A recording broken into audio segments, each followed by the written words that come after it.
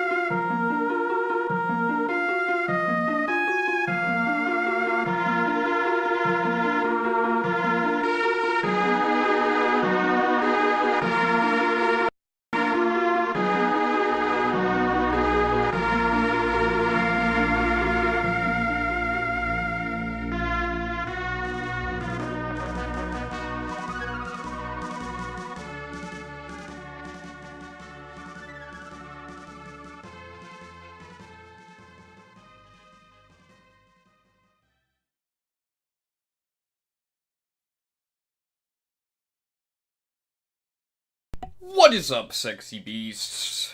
We are back. And today, I was like, I don't feel like streaming for that long. And I also have finished every game in the thing.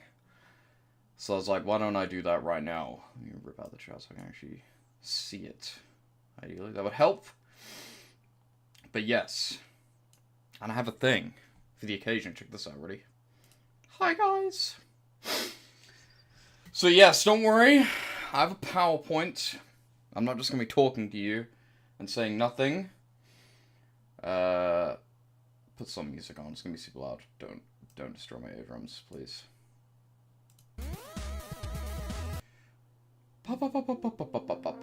Sure. But yes, I have a PowerPoint. Here it is. But yeah, I beat all the games. Well, not beat all of them. I did not finish Fire Emblem, because that game is too hard. But I played it for like 10 hours. And I was like, I don't think I'm gonna beat this. It's too difficult. I did finish Dragon Quest IV, though. Look, I have a little pointer. Look at this. You see my little dot? Check that out. I think if yeah, I can click on the screen, it will. Not that I need to, right? This is too much. Turn that shit down, please. But yeah, this is probably not gonna be a long stream. I'm probably just gonna go over everything. We're just gonna talk about it. If you disagree with me, then tell me. I guess complain. I will try and listen to everyone's opinion. But it's probably gonna be a stream me talking to myself. So, and I guess I will also say I only played 50 games, right? But I mean, I can't think of anything super important that I didn't play, right? Crystalis. I did not play Crystalis for the NES. Maybe that game is Game of the Year. I don't know, because I didn't play it. So, we're not gonna know if that game is amazing. I can't think of anything. I'm pretty sure that's like the only important game that I skipped, but we'll see. Anyway, the first category, guys. The best graphics. What game had the best graphics? Here's how this is gonna work, but I got like 5 runner-ups and 1 winner. I guess we got 6 nominees, right? Well, normally I have 5. But best graphics. I guess if you disagree with my choice, you can agree with one of the runner-ups, I guess, right? So you got F-Zero, Hard Driving 2, B-Cop, is that what this game's called? B-Cop? Something Cop. Mario World, Michael Jackson for the arcade, and Devil's Crush. I mean, this is pretty much the first time we've had, like, a bunch of 16-bit games, right? So what was the song again? Come on. And the 3D games, they look pretty, but like, well, no, they don't look pretty, right? They kind of look like trash. But it is impressive. This is a home console game, by the way. This is on DOS. It's also on the Mega Drive, but not yet.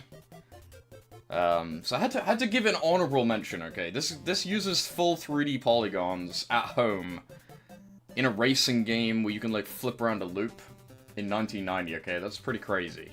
Okay, but I'm gonna tell you right now, I did not win. It's not getting my #1 pick. F-Zero as well.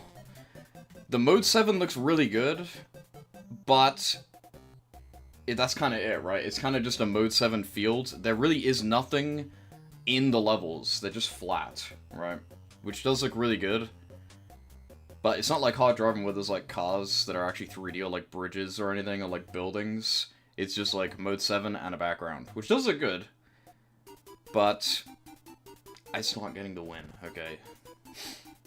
This AB Co-op game, I was super impressed. The 3D in this game actually looks really good. For a basically throwaway game that no one cares about, right? Like, I've never even heard of this game. And it does look pretty, but I don't think it's pretty enough. Okay, I don't think it's #1 or nothing.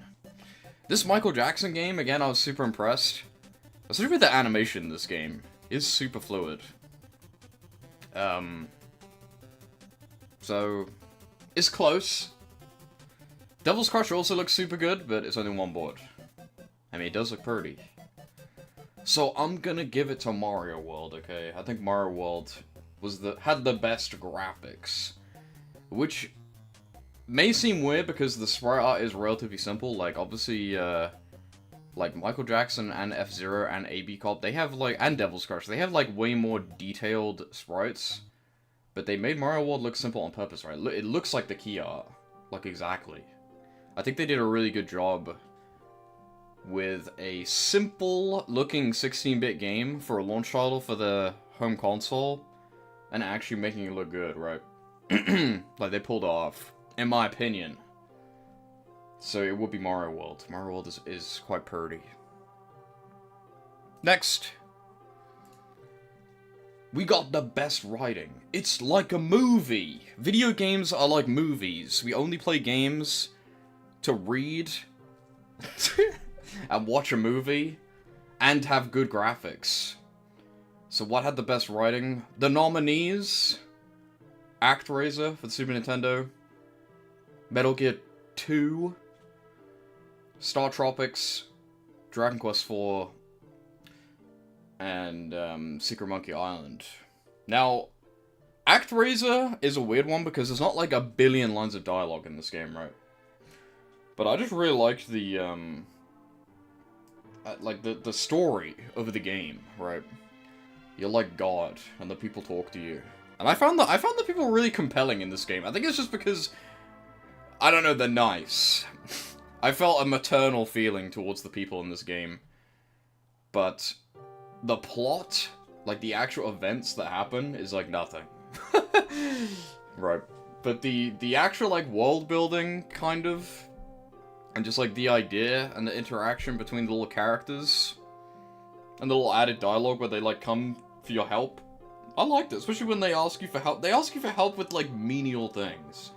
Or like things that are like deeply personal, right? I'd be like, my son has gone missing, or something. It's not just like pointless shit that like no one cares about, right?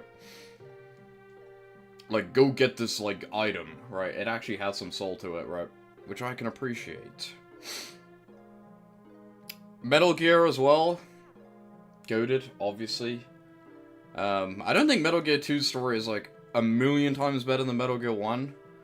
But the character's a lot more interesting. Also, this is fake. This picture is from the remaster. It's not real. This does not exist in 99. It's not actually what it looks like. I don't care. It's good. You know, it's got Snake in it. Duh. Star Tropics as well. It's kind of basic, but it was fun. It's funny. It made me laugh. This game made me laugh more than Monkey Island. As we know, I'm a bit of a Monkey Island hater, okay? I did not think it was that amazing. I'll be honest with you. I mean, I liked it. It definitely gets nominated, right? But I think that game is overrated, okay? I was not blown away by the writing of that game too much. I did not think it was that funny either. People like that game because it's super funny. I did not find it that funny, okay? I thought Star Tropics was more funny. If you want to play a game from 1990 that's funny, play Star Tropics. That game made me LOL a few times. Dragon Quest IV, on the other hand, I think the best thing about this game is the story because, again, I'm not gonna spoil it or anything, but the villain in this game is really good. Okay, maybe really good. It's really good for the time, at least. And the plot structure is, like, episodic, where you play as one guy, and then you get backstory, and then you play as another guy. My only criticism with that is that it's not done that well. Like, most of the backstory is, like, not necessary. Most of them, like, don't have that much backstory. Like, you could have just told us that. But it is cool playing as a character, then another character, then another character, then another character, then you, and then forming a party with those characters, right? You also sort of get to learn the locations as well, because it's not like every campaign takes place in the same world, right? But they sort of have a hometown that you learn about, right? So, I am gonna give it to Dragon Quest IV. I think Dragon Quest IV has the best writing. Right. Again, it's not the bestest thing ever, but I definitely liked it. I'm still hesitating whether I even like Dragon Quest IV more than 3. But I'm not sure, but I liked it. It was good. Next. The best soundtrack. I got a few here, because there's a lot of good music this year, okay? I guess I could play one.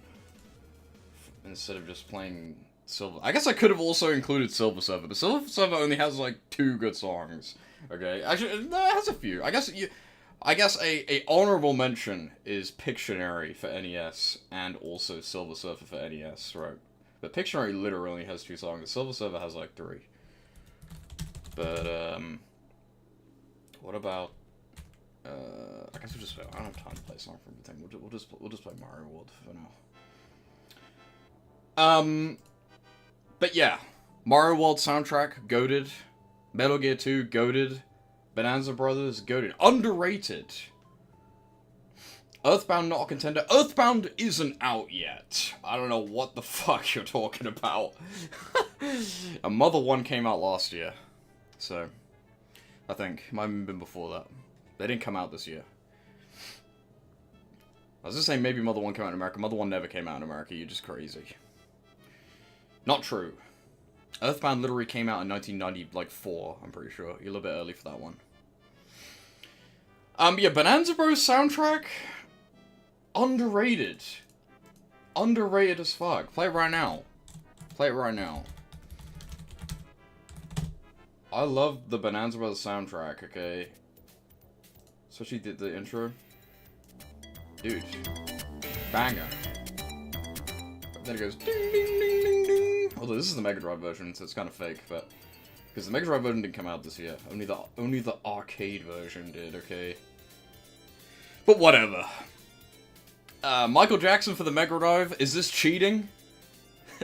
Is this cheating? This soundtrack is literally just like Michael Jackson songs, but to be fair, they do sound really good on the Mega Drive. They did a good job, right? They weren't fucking around. The ActRaiser soundtrack, Yuzo Koshiro, also goated. Guys, did you know that not Yuzo Koshiro, the, what is his name? Nobu, that guy, the guy who makes the Final Fantasy music, he was making the music for Final Fantasy IV, and he heard the music from ActRaiser, and he was like, it like blew his mind. He was like, I gotta start over, or something. Something like that. Some story like that. Final Fantasy 3 as well is super good. I will say Final Fantasy 3's music owns Dragon Quest 4, okay? I think Dragon Quest 4 is better than Final Fantasy 3, but Final Fantasy 3 has way better graphics and way better sort of aesthetics and like music than Dragon Quest 4, which is funny because Dragon Quest 4's like Dragon Quest whole thing is like, oh, we got Akira Toriyama, bro, we got Soul. But Final Fantasy's aesthetics is off the charts, right? The character designs in that game... I guess the actual sprite work in this game is way better than this game, even though the designs are, like, really cool. The manual for this game is better, I guess. I think also maybe the monster designs in Dragon Quest 4, but anyway, I'm getting off track. And F-Zero. Spoiler alert, F-Zero is the best. It's gotta be F-Zero, right? Okay. It's gotta be F-Zero. Mario World is definitely close. Mario World is close. But, like, it's gotta be F-Zero. I mean, F-Zero has only a few songs in its entire soundtrack, but every single one is a banger, right? Every track is peak in F-Zero, whereas Mario World has, like, 1 billion songs, but only a handful of them are, like, super amazing, right? Same with ActRaiser. ActRaiser has, like, 10 songs, only about 3 of them, in my opinion, are, like, super amazing. You know, same with Metal Gear 2, to be honest with you. Metal Gear 2 has a shit ton of songs, only about 4 or 5 of them are super goated. F-Zero only has like 10 songs in its whole soundtrack, but pretty much all of them are goated, right? So yeah, it's gotta be F-Zero. It's gotta be F-Zero, in my opinion. Although Mario World is close. And also, the Metal Gear 2 soundtrack is also super underrated. The, what is it called? Metal Gear 2... It's called, like... Approach or something? Where like Big Boss is like talking to you? What the hell is the song called? Metal Gear 2 Solid Snake OST.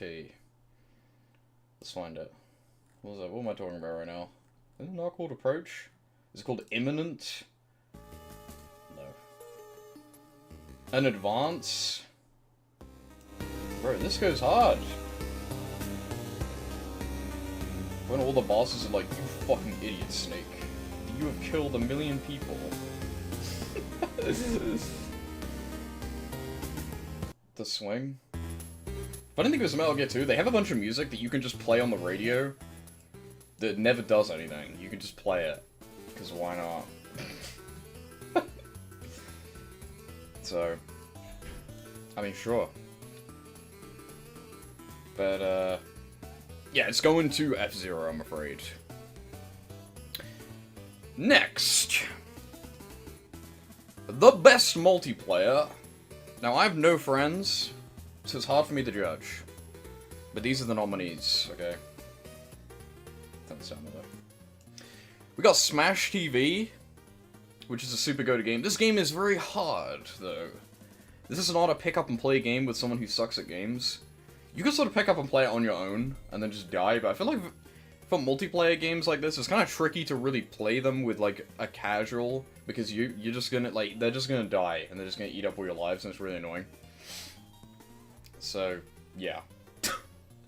Snake Round and Roll, this is kind of the same story as Smash TV. Like, this game is hard. This game will kick your ass. So, maybe a bit difficult in 2-player, but I feel like Smash TV would be super ultra fun in 2-player. Whereas Snake Round and Roll, the multiplayer is fun, but it feels like, I don't feel like they designed this game for 2-player right. But, you know, I've only played it in multiplayer like once. Yeah, I've not really played that much multiplayer, so maybe I'm not the multiplayer expert, okay?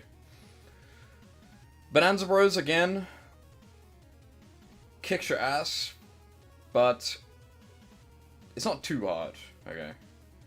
Bonanza Bros is more manageable. For the first hill, Bonanza Bros is weird, because this game seems super easy, and it, like, tricks you and lulls you into this false insecurity, and then the last few levels are, like, the most scathing, unforgiving shit in your life. So yeah. And then Super Buster Bros, or Pang. It's a puzzle game. Is it a puzzle game? It's not really a puzzle game, it's more of an action game, actually. This game kind of has a disguise of a puzzle game, but it's actually an action game, right? It's super good. The Super Nintendo version has multiplayer and the arcade version, which is true for none of these games, because they're all exclusives, apart from Super Pang. Because Bonanza Bros is not out on the Mega Drive yet. But I mean, it's basically the same, to be honest with you. But yeah, only the arcade version for this counts. Although I will say the arcade version is actually slightly uglier than the Mega Drive version, in my opinion. And Michael Jackson's Moonwalker, which is a fun beat-em-up. It's pretty good. Again, this is definitely the one to play. Although I was going to say it's definitely the one to play with someone who sucks, but that's actually not true, right? Because they will just die and cost you 1,000,000 coins. It's easy to play now because we have infinite money on an emulator, but even back then, this is kind of in the same boat as, like, the other 3 up here, where it's like, if you play this with someone who doesn't play games, it's going to be unplayable, right? Because they're just going to die. So if you haven't picked up on it yet, I am going to give this to Super Pang, aka Super Buster Bros. I think it helps that this is probably the best game out of them anyway. I think I may prefer Bonanza Bros, but I feel like if you wanted to play a game with someone, Super Pang Bros would probably be your best choice, right? Not that this game is easy or anything, but I definitely think it's more approachable for a baby, right? But I guess if you don't care about that, and you're a bunch of gamers, and you want to both get cracked at a game, like, I guess if we put this in perspective of actually living in the 90s, and you're gonna actually play this with someone in the 90s, it would probably be Smash TV. I feel like if you're the type of person to go to arcades with a friend, and your friend is also good at video games, I feel like Smash TV would be the best multiplayer game. Because this game is super fun, but it's very hard. You will literally die in 2 seconds if you suck. Like, it will literally be unplayable if you play it with someone who doesn't know what they're doing. So yeah, I guess casually you got Super Pang. Cracked gamers, you got Smash TV. There, you got 2 awards in 1. How about that? How about that? How about that? Next, the best arcade machine. You'd be surprised how many arcade games still are coming out, but we'll get to that later. We got Bonanza Bros, which we already talked about earlier. Smash TV, which I literally also just talked about. Alien Storm, which is a pretty decent beat-em-up. Again, I don't think it's that much of an improvement on Golden Axe. I think it takes a few steps back, a few steps forward. It's basically the same as Golden Axe. But Golden Axe is good, right? And I feel like it helps that this game is A, not that long, and B, has some variety to it, okay? Let's shout out to Adrak. This game has its, like, little pointless shmup sections, which are, like, easy. And it has its, like, little pointless running segments. But I feel like a lot of beat-em-up haters are like, oh, well, I just pressed the A button, bro, it's boring. First of all, that's not true. Go play an arcade. Go play this game in an arcade. You won't get past the first level if you do that. Second of all, if you do feel that way, you know, there's some variety now, okay? You can't complain. And look, when I streamed this game, I didn't even get to the final boss. Right? I died in the final level, so... I gotta go back and master this game on the Mega Drive version. Although this is the arcade version anyway. And I'm pretty sure Scott made the set for that game, so there you go, shout out to Scott. AB Cop. This game is like a decent-ish Super Hang-On / Outrun clone that looks pretty. It has a gimmick, though, because the gimmick is that instead of running away from the cop and not trying to crash into the cars, you are the cop and you crash into the cars. But it's kind of mindless, to be honest with you. You kind of just boost into the back of people over and over and over again. Right? It's kind of it. But it does look good, and it is fun. And it is short. It doesn't overstay its welcome, right? I feel like you could reasonably sit down and probably beat this game in real life, even if you're a casual, which is rare for an arcade machine. I guess some people say that's a bad thing, right? Because they want to go to the arcade every day and play it and actually get better at it. I feel like I could probably sit down and beat this game in real life, like, already. I mean, I beat it on an emulator with, like, 6 coins or something, right? And then we got Michael Jackson, which is a surprisingly good game. I'd never played this game until this retrospective. I'd only played the Mega Drive version. And I'll tell you right now, this is better than the Mega Drive version, I think, in my opinion. It definitely looks better. I don't think it sounds better, funnily enough. Again, it's weird. The Michael Jackson game and the Bonanza Brothers game, I guess, they both have better sound chips on the arcade version, but they honestly sound better on the Mega Drive. I feel like the restrictions of the Mega Drive made the soundtracks of these games better, right? But either way. So, who is it gonna be? I am going to give it to Bonanza Bros. Bonanza Bros is goated. This game is super fun. Michael Jackson's Moonwalker is a close second, but it does get kind of repetitive, and it is just... I was gonna say it's just another beat-em-up, but it is also isometric. Which is actually pretty weird for this time period, right? I can't think of any isometric beat-em-ups that I actually played. I mean, they obviously existed. I don't think this game invented it, but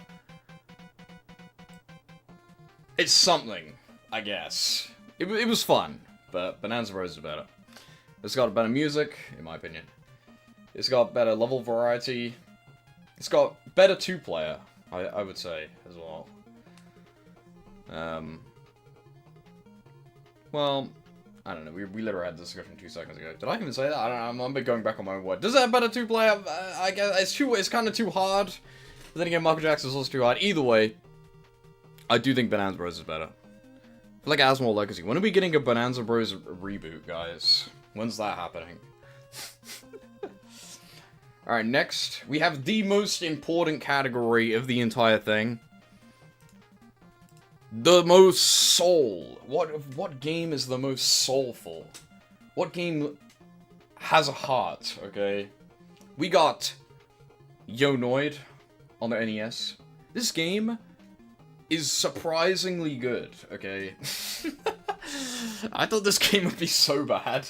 It actually looks super pretty. I've got a screenshot of it later. The graphics in this game are shockingly good. Like, someone gave a damn when they made this game, for some reason. I don't know why, okay?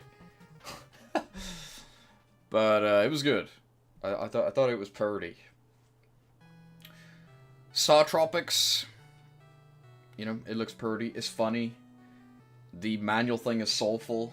Overrated, in my opinion. People glaze the fact that you have to, like, wet the manual. I mean, okay, I guess. I feel like that became this game's, like, whole legacy, right? They're like, oh, well, in this game, you have to use the thing in real life, and that's all anyone cares about. Whereas I feel like the actual game was, like, worth remembering beyond that, right? But, I mean, it is soulful, I'm not gonna lie. Mad Dog McCree, you shoot people. It's funny, it's EFOC. It's pretty dope. Quantum Fighter, which is what this game is. This game is super underrated as well. I had no idea what this game was before I even played it. But it looks super sick. You have like a wall jump thing. It's kind of like Ninja Gaiden, I guess. It's kind of like Shantae meets Ninja Gaiden, but Shantae doesn't even exist yet. Kind of. I say Shantae just because they use their hair as an attack. That's pretty much it. That's kind of where the similarities start and end. But, I mean, it's pretty big similarity, I guess, right? But yeah. And my goat, ActRaiser. It's going to ActRaiser, okay? It's going to ActRaiser. This game is pure soul, okay? I was not anticipating this game to have so much soul when I played it. Because the gameplay is, like, okay, right? You know, the gameplay is not the most amazing thing in the entire universe, okay? It's just sort of Zelda 2, Castlevania, Simon's Quest, that sort of Fazanadu kind of gameplay. And then the world building aspect where you're like a god. Like, the depth in that is, like, pretty much nothing. You just kind of place buildings, right? But it feels awesome, okay? The way that the music, the aesthetic, just the framing of the game makes it feel awesome, right? Like, I feel like this game is hard carried by the soul, right? That's why I'm giving it to this. Because I was hooked. I was hooked. I did not plan to beat that whole game. I sat there for like 9 hours and just beat that whole game in one go. Because I was that hooked. Because it's just awesome. It's just cool, right? Some indie dev needs to rip this game off, right? And make it like an amazing platforming action mode and an amazing simulation mode, right? Because again, the actual action mode and the actual simulation mode in this game is fine, is good, right? But it's not like amazing, right? But yeah, hard carried. Also, this GIF stopped playing. Did anyone see that? Oh. But yeah, ActRaiser, it's got that soul. On a similar vein, but not the same thing. This is very different. You guys need to understand. The Kusuke of the year. Okay, they're similar games, but not quite. Okay, so we got Mad Dog McCree. Like, this game is ass, okay? This game is not good, but it was fun, okay? And it was funny. And going back to the Soul thing, I feel like the fact that we played the Saturn... it was the Sega CD version made it better, right? That's technically cheating, because that hadn't come out yet, but the version we played... it, like, you had to, like, aim at, like, 1 pixel. It was, like, crazy. But that's not in the original, right?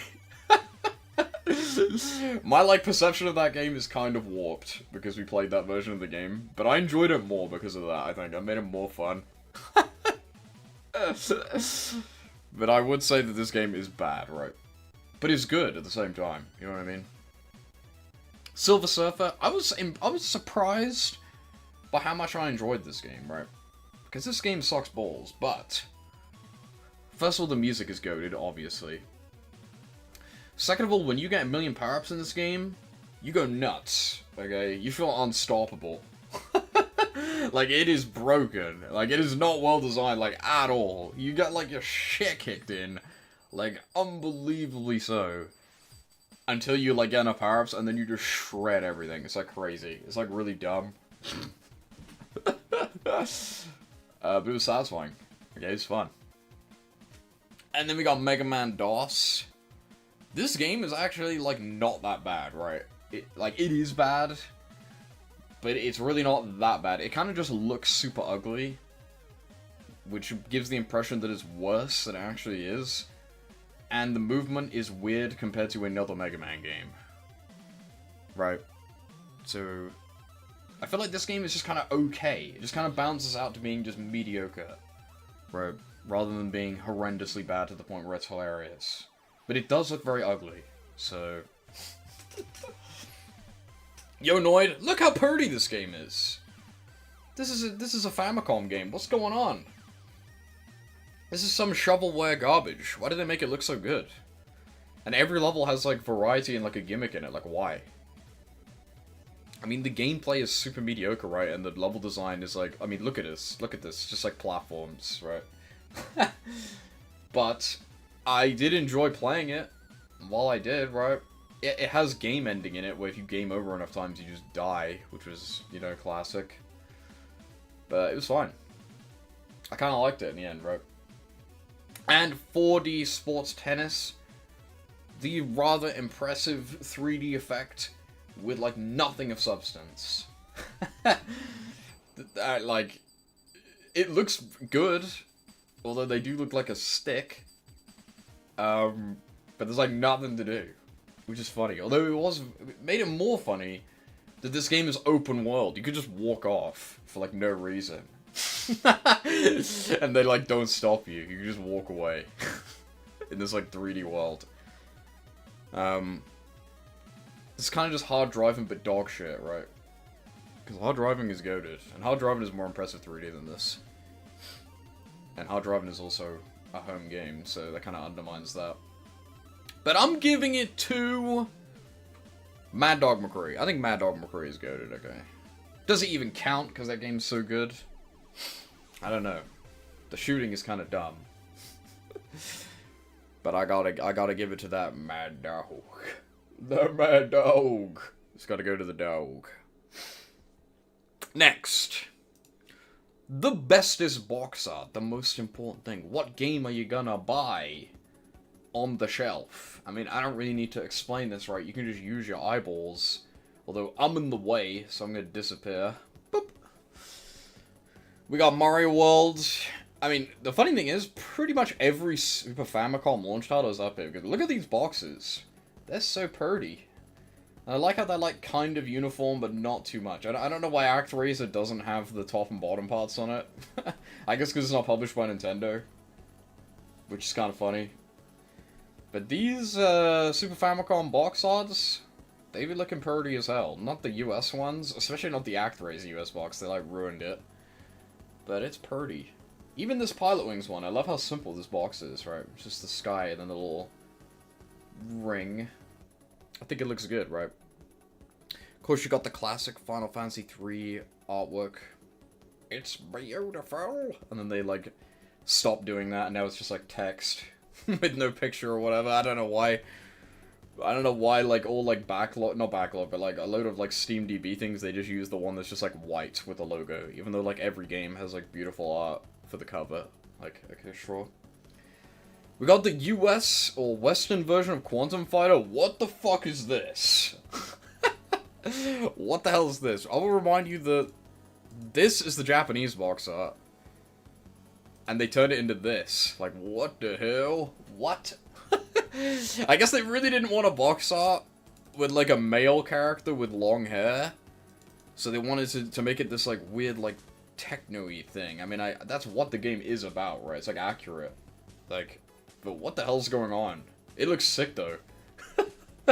I prefer this box art to the Japanese one, even though the Japanese one might be, like, conventionally better, if that makes any sense. This one just looks badass. Like, what the fuck is even going on? Then we got Shadow Dancer. This is only the Mega Drive one. The US box art for this game is super ugly. I don't know if I have a picture of it. We might get to it, I might show you later, but it is super ugly. But this one looks fucking sick. Look at this. A little guy punching Lady Liberty in the face with a dog. It's pretty sick, right? And of course you got Metal Gear 2. Look at that. It's beautiful. I think the top two, spoiler alert, have gotta be these PC games, right? Like, this is a work of art, and I guess the reason why is because you would get like a big box, right? Bigger box.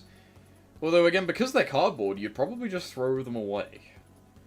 Like, the idea of getting a game and actually keeping it in like a box doesn't really exist yet, apart from for the Mega Drive. It's like a new thing, right? The Mega Drive games are like the first home console game, at least. I don't know about PC games.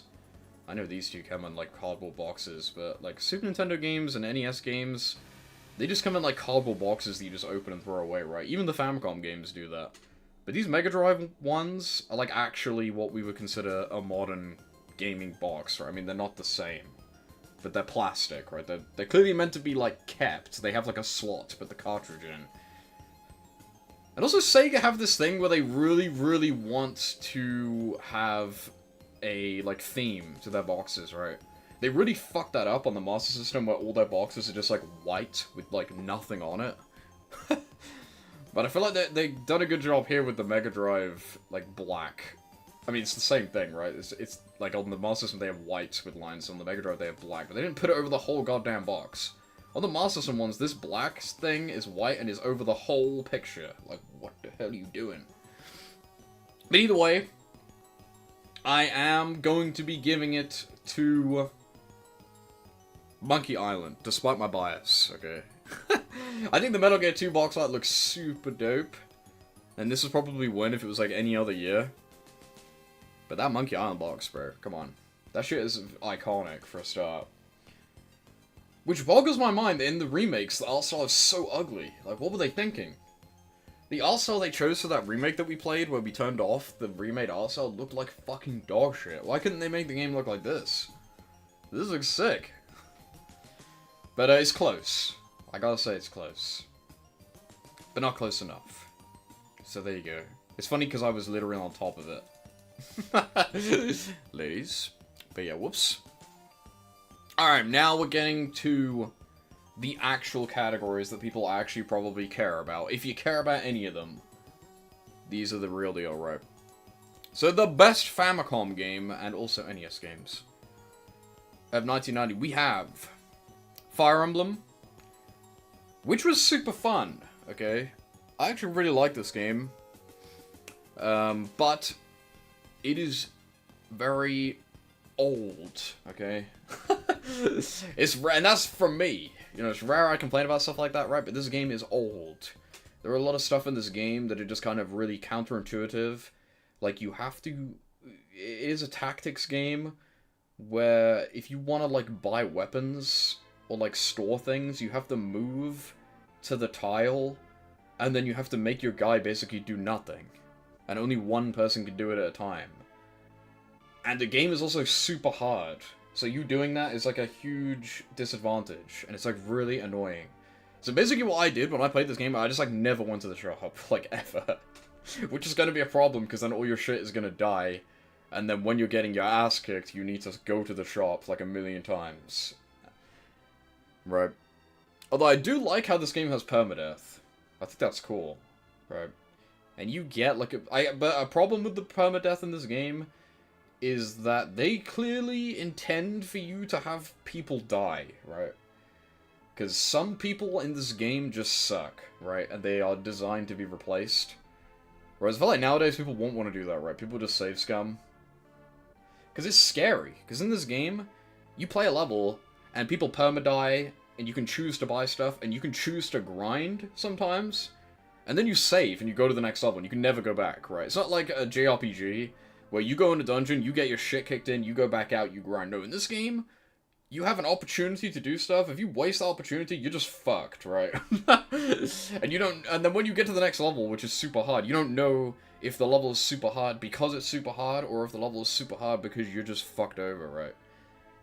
And there's like a billion different types, well not a billion, there's a bunch of different types of characters in the game too, which is dope, but also very intimidating for a little baby like me, right? So I was very impressed with this game. I thought this game was super good. Also, the music in this game is super good, but there's literally only 3 songs. I was really surprised to hear it, like, I'm not a Fire Emblem fan, okay? I know nothing about Fire Emblem other than the fact that they're in Smash. I was surprised that, like, the 3 songs in this game were, like, 3 songs that I recognize, right? Because it's good, it's memorable. It has a great soundtrack, but literally only 3 songs. I didn't put it in the runnings, okay? It was already a stacked roster. Star Tropics, I've sort of spoken about this a million times before, but Star Tropics is a weird one because this game is a total rip-off of other games, right? There's really not a unique thing in this game, but because of how much it rips off so directly, it, like, creates something worth playing, right? That's totally different to everything else. And it's another game that I didn't really plan to, like, beat, but I spent hours upon hours playing it and really enjoying it. Although the end was, like, really annoying. I don't remember why. There's something annoying about the end, right? I feel like this game is also pretty replayable, right? Because there's like a billion secrets in this game. I feel like this would be a fun game to do the retro achievement set for if you're not a lazy bitch like me. Which I am. So I'm not going to do that, but... you know, maybe. Final Fantasy 3 and Dragon Quest 4. They're both super good. Final Fantasy 3 has the job system, okay, which is super goated. However, the job system in this game is more like a puzzle-solving mechanic than anything, right? It's not a... It's good, but it's not the be-all end-all. It's not the job system from Final Fantasy 4 or anything, okay? And Dragon Quest 4 is the opposite. Dragon Quest 3 has the vocation system, which is just a job system, basically. But then Dragon Quest 4 does not. You just play as, like, one guy. You play as set characters. But I do like all the characters in this game.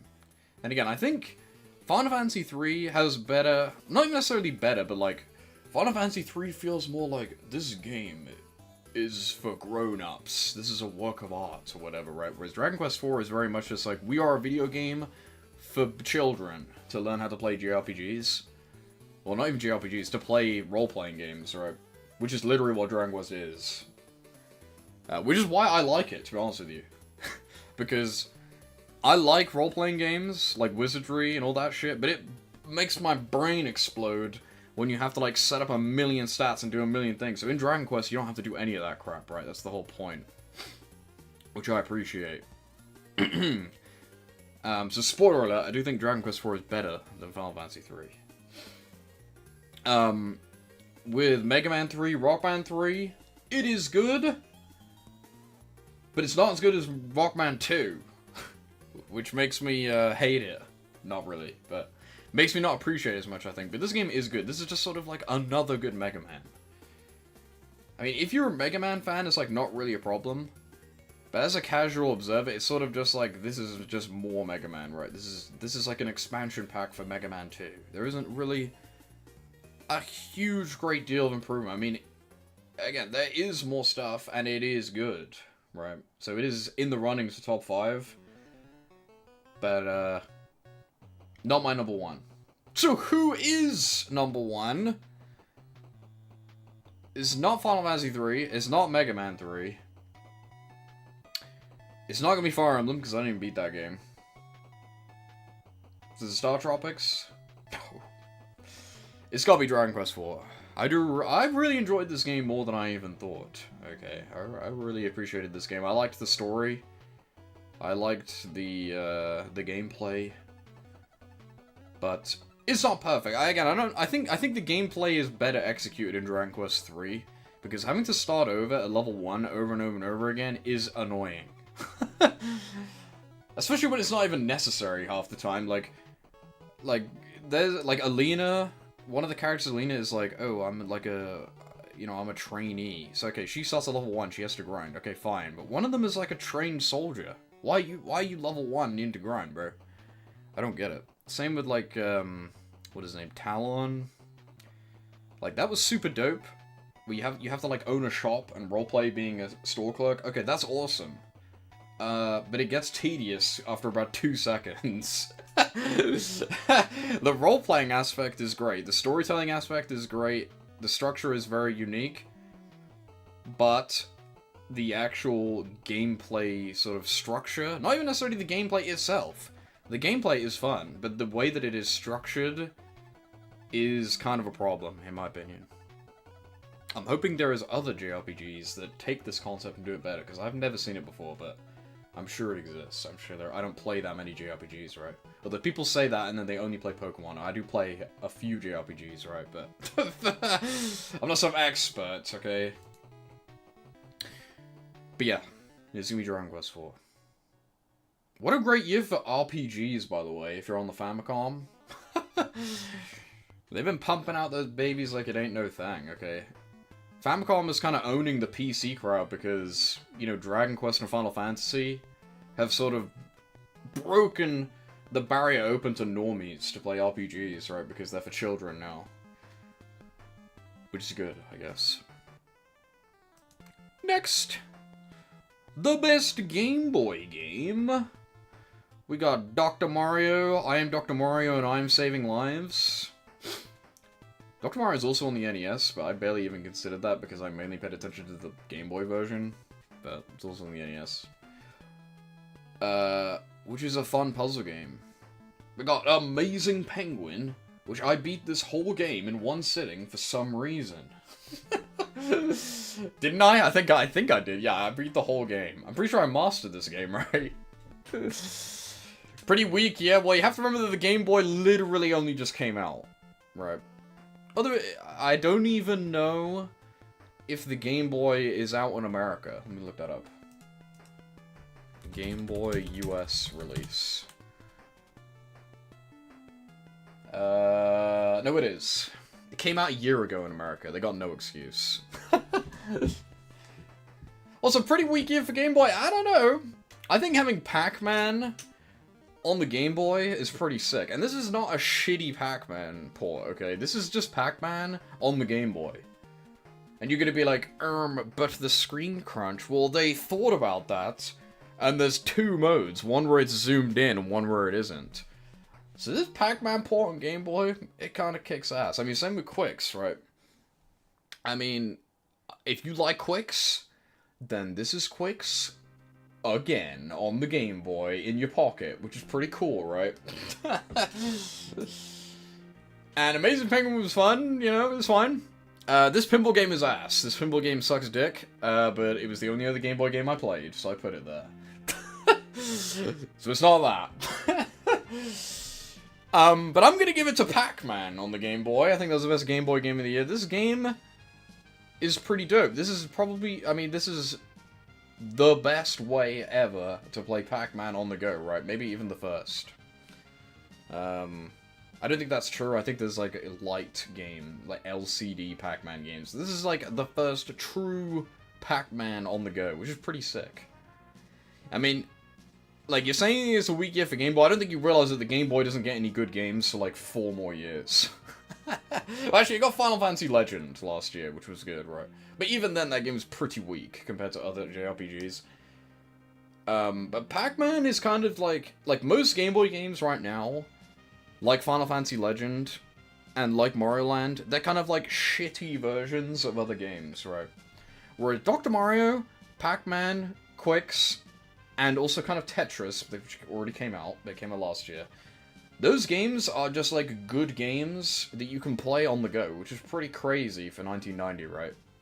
Or is it, guys? Because something else came out this year that is better. The Game Gear is better than the Game Boy, in my opinion. I've spoiled the next slide. Okay, I shouldn't have said that, but yes. The Game Gear lineup is a lot better, in my opinion. Because the Game Gear is just a better console by like a mile. Which is crazy because the Game Gear gets no love. No one gives a fuck about the Game Gear. But the Game Gear is so much better than the Game Boy, it's kind of crazy, okay? You got Super Monaco GP. This game's kind of mid, okay? I'll give you that. Well, because the crazy thing about the Game Gear, in my opinion, is that, like, the Game Gear is a portable Master System. They're, like, the same. The Game Boy is not a portable NES, right? So I'm not even close. Right? So the Game Gear just owns the Game Boy. Yeah. I think the issue was, like, the battery or something. The battery life on it is, like, dog shit or something. I don't remember. There's a reason why people don't like it, but... maybe the price? I don't know. But either way, columns. Who needs Tetris? Who needs Tetris when you have columns? We have Tetris at home. I mean, it has color. Columns is fun. And this is a decent columns port. Wonder Boy. Who needs Mario Land when we have Wonder Boy, guys? And this is the first Wonder Boy. Not the good one. Not Wonder Boy 3. This is the one where he's on a little skateboard. And Pengo. Who needs Amazing Penguin? Who needs Amazing Penguin when we have Pengo? This game is actually also super good. This is a great lineup. This is the launch lineup for the Game Gear. Kinda rocks, I'm not gonna lie. And I gave it away again. Because I'm dumb. But Dragon Crystal is dope. Okay, I played this game literally yesterday. This game is Rogue, but in color, basically. It's just Rogue in color, but you can buy 3 continues with money. This game is sick for a handheld. This is a really fun, quick, pick up and play Rogue game. It's a true roguelike on Game Gear, and it's dope. And Dragon Quest was the best Game Gear game of 1990. And again, I kind of spoiled it, but the Game Gear solos, okay? Sorry, Game Boy, you kind of fucking suck balls. Right? I mean, definitely this year is better. Right, like just comparing these two games. This is the launch lineup for the Game Gear, by the way. Pretty freaking dope. However, if we consider that the Game Boy also has Mario Land and Tetris, maybe they're about the same. Because Mario Land is a really fun game, and Tetris is also a really good game. But we got columns. I think the Game Gear is worth it, like, just for Mario Land and Pac-Man, to be honest with you. That kind of makes it better than the Game Gear, just because they have Pac-Man and they have Mario Land. But this is a good launch lineup. You know? Dragon Quest I was very impressed with. It's not amazing or anything, by the way. If you don't like Rogue, you won't like this game, right? But for 1990 on a handheld in color, as a launch title... Also, I'm kind of cheating, by the way, because these games came out on, like, the 20th of December. I'm kind of lying. These came out in December, but I included them anyway. But yeah, sorry. Game Gear solos. Game Gear's the GOAT. The best Super Famicom game. Also, I just I meant to have this before this. I didn't mean to do that first. In case you're wondering why this is so far away, but whatever, it don't matter. The best Super Famicom game. We got ActRaiser, F-Zero, Pirate Wings, Super Mario World, and Super Pang. ActRaiser, again, we kind of spoke about it. Carried by Soul. Beautiful game. Absolutely beautiful. F-Zero is goated, okay? People will be shitting on this game, acting like it's not amazing. This game is amazing. It's too hard for me to master, okay? Maybe one day I'll get back to it. But it's fucking hard as balls, okay? But it's fun. And you don't need to worry about that if you're just playing the game, right? It's just that dumbass achievement. Pilot Wings, alright, Pilot Wings kind of bit. Dude, there's not gonna be Pilot Wings, let's just be real. Well, let's just be real. It looks pretty. It's impressive. But, you know, it's kind of mid. It's okay. Super Pang, pretty cool to have an arcade game like that at launch. Also, it's got great multiplayer. It's the only real multiplayer game on the Super Nintendo at this point that I'm aware of. There might have been more. Don't know. I can't think of any. I'm pretty sure there isn't. So if you have friends, then definitely get this. It's kind of weird that none of the launch titles to the Super Nintendo published by Nintendo utilize the second controller at all. Right? I don't think so, anyway. Actually, I'm lying. I'm pretty sure Mahjong came out, right? And that probably has two-player. But it was tough, guys. It's a tough decision. Because I love F-Zero. But I gotta give it to Mario World, okay? Like, Mario World has just more to do in it. And I feel like they knew that there wasn't enough to do in F-Zero, because there's DLC for this game. I was thinking of playing the DLC now or later. I think I'm just gonna play it later. There was, like, more... They added, like, a bunch of tracks. With that, like, the power of the internet, or whatever. But yeah, it's gotta be Mario World. It's close, to be honest with you. Because I love F-Zero a lot. But I think I'm gonna go with Mario World. On the other side of the coin, the best Mega Drive game.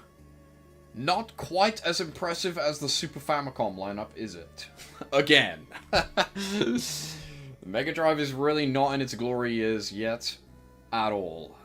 You got Shadow Dancer, E-SWAT, which is sort of like a beat-em-up, but also sort of not a beat-em-up at the same time. Also, Michael Jackson's Moonwalker is sort of like a beat-em-up, but not a beat-em-up at the same time. These games are eerily similar, you know. I don't know if they're made by the same people or something. It is weird how similar they are. Columns. Who needs Dr. Mario when you have columns? I mean, it's good, I guess. I can imagine this being like a system seller, right? It's like a big deal to have a Tetris sort of competitor on your console or something. And Castle of Illusion, which is a very good looking game. This might be the best looking game on the Mega Drive, maybe, that I can think of right now. In terms of the graphics, right? But honestly, pretty much all these games are like okay, apart from Shadow Dancer, which I thought was really good. So let's go into Shadow Dancer, because I really enjoyed that game. Although apparently the final level is completely unfair and dogshit, but I wouldn't know because I didn't get that far. But apparently the final level is like unbelievably dumb, and everyone complained in the reviews. But I didn't get that far, so I don't have to worry about it. Next, we got the best games on the PC. Don't ask me what this computer is, I don't know. But, something important is that DOS games are becoming a thing, and also Windows, or whatever it is, Windows, right? They're like Minesweeper and Solitaire on, exist. Okay? They came out. They're a thing. And Minesweeper and Solitaire are a weird one, right? Because they're very simple. But they are by far the most popular games on here, right? They're definitely the most popular, like, ever. Maybe not ever. But, you know. I already nominated 40 Sports Tennis, bro. You just weren't even here.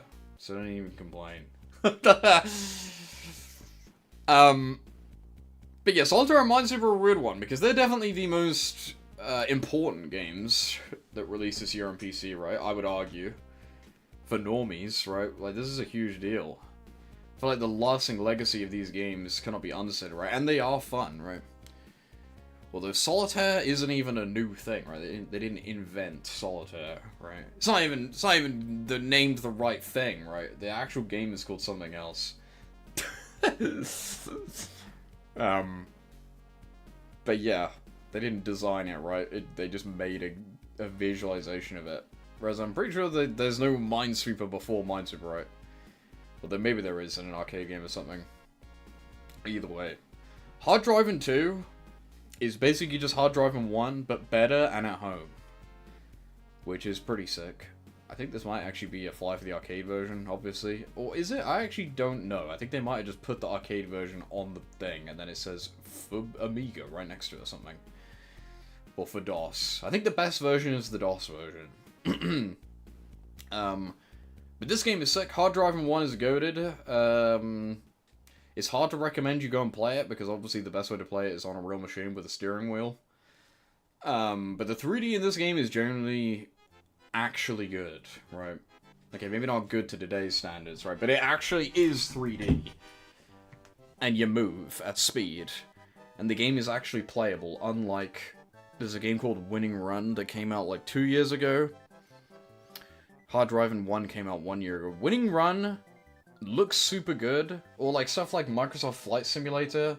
They like look really good 3D, but they're like unplayable, right? You just drive into a wall and just die in like 2 seconds. This game is actually fun to play, and also looks like you're driving a car, right?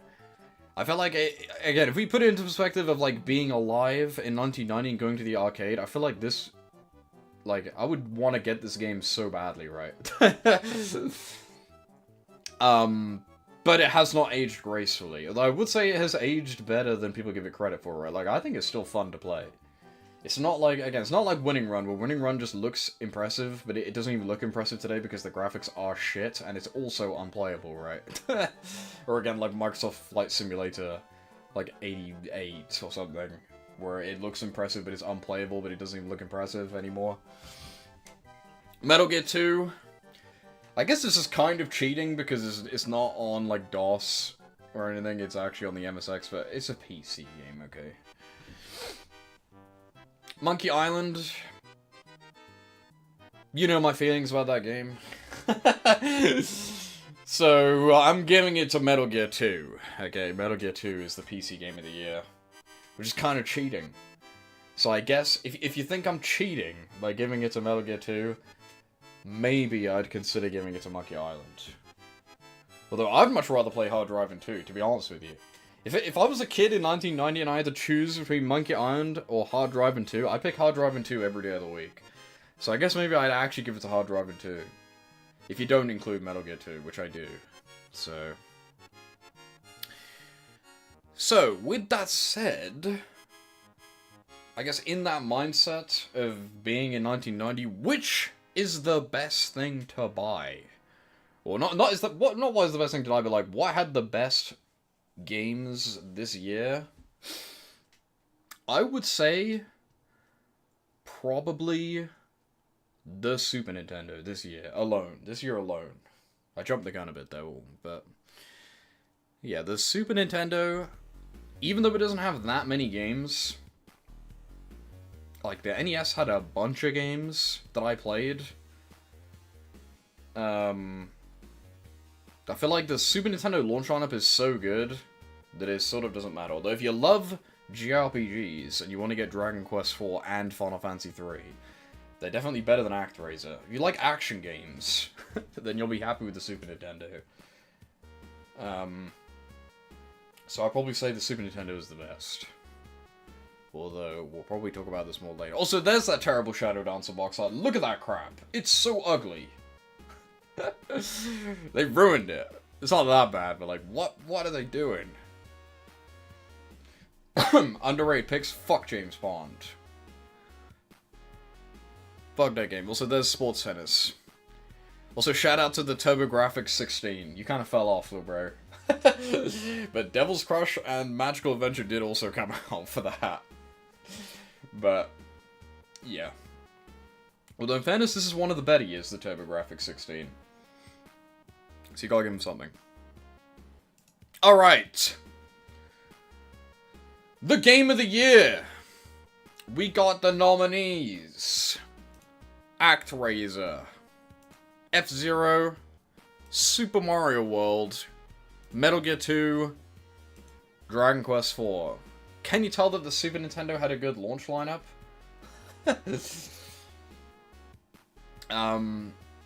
Well, spoiler alert, we know that it's not F-Zero, and we know that it's not ActRaiser, right? Because I already gave Mario World the best Super Famicom game. But I will say, it is close for F-Zero and Mario World, okay? Between the two of them. Like, on what was the best Super Famicom game. I was a bit torn, but I think Mario World is better, right? Even though I have bias towards F-Zero, right? I think Mario World is a more intricately designed experience.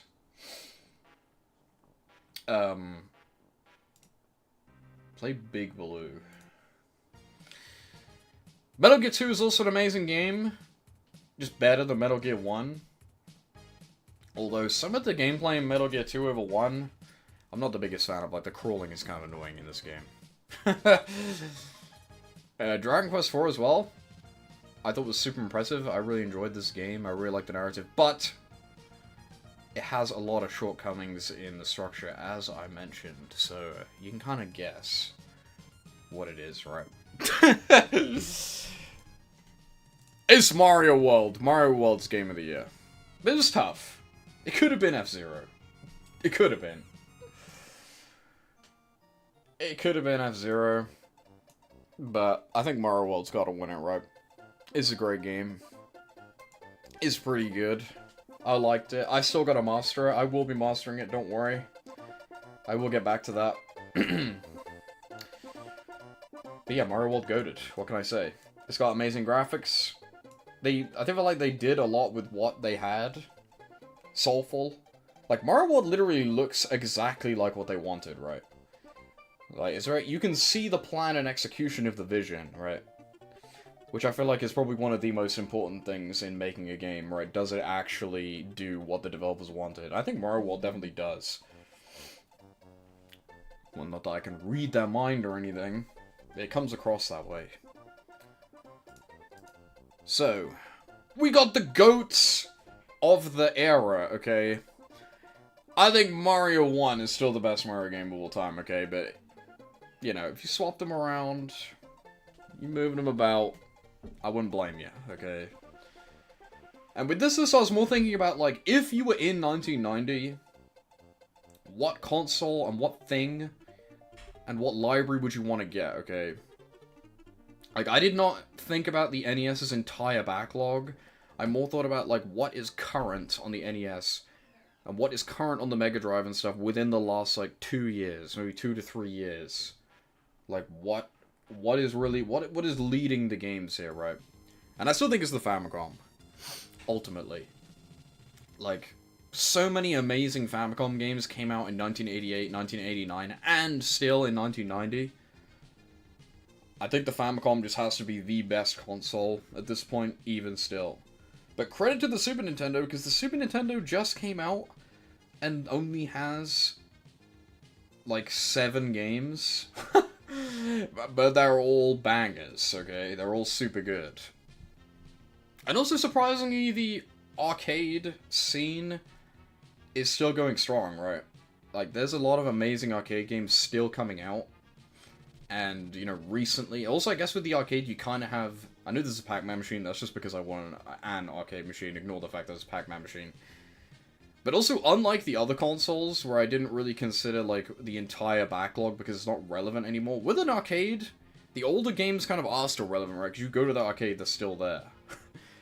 Well, I guess it's true for all of them, you still buy the old games, right? But I was more thinking of, like, in the now, right? This isn't just, like, a best console of all time. This is more thinking about, like, at the era, what is really leading, right? And I still think the arcade scene is definitely relevant at this point, right?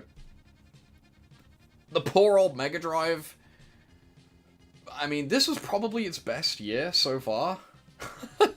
Which is saying something. This is probably its best year. You know, Columns is good.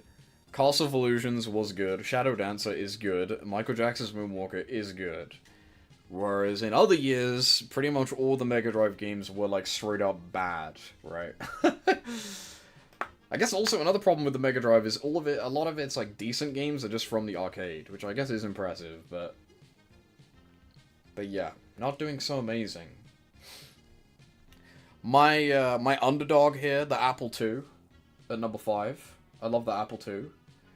This is kind of it. I feel like this is the final year of the Apple II, okay? It is mainly surviving on legacy games. Like, from, like, a year ago, or 2 years ago. Like, no one really cares about this hardware anymore. It is way too outdated. It is basically dead. It's gonna be dead. I don't think anything else amazing is coming out for the Apple II ever anymore. But, in 1990, you know, not so bad. And then we got a DOS. Again, don't ask me what this computer is, it's just a random computer, because I don't even know what DOS runs on exactly. The new gen. But a lot of good games are coming out for DOS already, right? Like, you got Manhole, you got Monkey Island, you got Hard Driving 2, you got 4D Sports Tennis, which is actually pretty shit, but I put it there for the meme. And also Hidden Agenda. This game called Hidden Agenda, it feels like some sort of weird indie game that came out, like, this year. This is too loud. But, it's not. This is a weird game. You should try it out. But yeah. The old PC Engine. Again, you're kind of scraggling along. PC Engine doesn't have that many... Like, I feel like the PC Engine has loads of shit that I just don't play. But then the few PC Engine games I do play are normally pretty good. Like, Devil's Crush was super duper good. East 1 and 2 was super duper good, if that counts. Because it's a port. Right? But it was super good. And also it has CD quality audio. Which is now sort of owned by DOS already having that, right? And the arcade kind of already has that now, so that's kind of old hat, even though that was like its main leading thing with the PC Engine CD or whatever. Then we got the MSX. The MSX is basically just like, if you're Japanese and you have a PC-88, here's an MSX, it's just a PC-88, but better, right? The games on the MSX are pretty much just better versions or similar products of the PC-88. If you love Kojima, you'll be in good news with an MSX2, right? Because Metal Gear 2, and Snatcher are like some of the best games of this generation, and they're only on MSX, so, you know. And also the East games are on MSX before the PC Engine versions, right? They started on the MSX, but not a lot. Although Metal Gear 2 came out this year, so it's still relevant, right? And there's probably more games in the MSX that I didn't play, but it's a very Japanese console, right? Well, not console, but it's a Japanese game scene, so I'm not an expert. You have to cut me some slack. And that's it. The only thing to talk about is what we're going to do next. There's a lot of good games coming out next year, and I'm probably going to stream most of them because I know that I already like them. Is that cheating? You got Brandish? I'll probably stream Brandish. I've never actually beat that game. Monkey Island 2, maybe I'll stream me starting that and then finish it off stream if it takes that long. The Simpsons, I'll probably play that with Garmu at some point. That could be fun. I know he said he wants to play that game, so we could probably do that. I actually already have the mastery for this game, guys. Toe Jam and L, also a game I could play with Garmu potentially, and Bare Knuckle. Maybe me and Garmu should just assume we play Simpsons, Toe Jam, Bare Knuckle, maybe. Also, Sunset Riders, another great game. Great arcade game. This blue guy, I don't know what that is, but I'm going to play that. I think what I'm going to do is I'm probably going to do a stream where I play Sonic 1, and then also play Tails in Sonic 1, and maybe try and get all the achievements for that. Then also play Knuckles in Sonic 1, and then also play Amy in Sonic 1. And also I was considering going through and just playing every version of Sonic 1 on retro achievements, because there's so many. Because it only takes like half an hour to beat this game, so... Final Fantasy IV. What I'm going to do with Final Fantasy IV, since I've already played this game before, there's a ROM hack that came out this year that adds the Final Fantasy V drop system to Final Fantasy IV, and it has a retro achievement set, so I was thinking of maybe just playing through that, casually. Probably off-stream, just for a bit of fun. A Link to the Past, which I am going to stream, probably. I will probably stream this game. I don't know if I will beat the whole game, but maybe if I have some free time on like a Friday or something, I'll do like a long stream where I play it for an extended period of time, maybe. I mastered this game in one sitting. I'm blind. I've never played it. I've never played this game before. And I just sat down and I was like, I'm gonna master this game. I think it took me like 12 hours. Did they revise the set? I think they did. If they didn't, I'll tell you how long it took. Let's see. Did they revise the set? Where is it? Here it is. Yeah, they did. I can't tell you how long it took me. I don't think. It doesn't keep track anymore, does it? Actually, it'll tell me how quickly I beat it, right? It took me 9 hours, 20 minutes to master the game, because that's how long it took me to beat it. The Game 2 pages? Game 2? I'm on Game 2. Yeah, I'm on the beta page. No, but it won't show me how long it took me to master it because I technically haven't mastered it anymore. But it tells me how long it took me to beat it, which is the same, I'm pretty sure, so... Because I'm pretty sure I did it in one go. So I just set it for 9 hours, I just mastered that game, but the set was easy back then. That was when it was... I think the only challenge achievements were, like, beat the boss without getting hit. Which is easy. But yeah, Super Castlevania 4, I've never beat this game, even though it's super good. I'll definitely probably stream that. Should've done that for Halloween. And Street Fighter 2, never heard of it. Never heard of it, bruh. But, yeah. Big year for Sega, right? I mean, well, big year for the Mega Drive just because of Sonic 1 and Bare Knuckle. These have got to be, like, some of the most iconic Mega Drive games there are. And they both came out in 1991. Although, again, the funny thing is that they're not really the system shippers. Well, the Sonic 1 is, I guess, but... Like, people generally way prefer Sonic 2 over Sonic 1, and people generally way prefer Streets of Rage 2 over Streets of Rage 1. So it hasn't hit its peak, but I feel like the Mega Drive is about to actually start going somewhere, at least. I mean, Toe Jam and All, too, I mean, that game is decent, right? Like, I feel like Toe Jam and All, Bare Knuckle, and Sonic 1, these games are actually well-remembered, unlike every other Sega Mega Drive game to come out so far. Like, Golden Axe 1, I guess, right? Does anyone really care that much? Not really. Alien Storm is okay, I guess. Does anyone really care? Not really. Like, Space Harrier 2 is, like, okay. But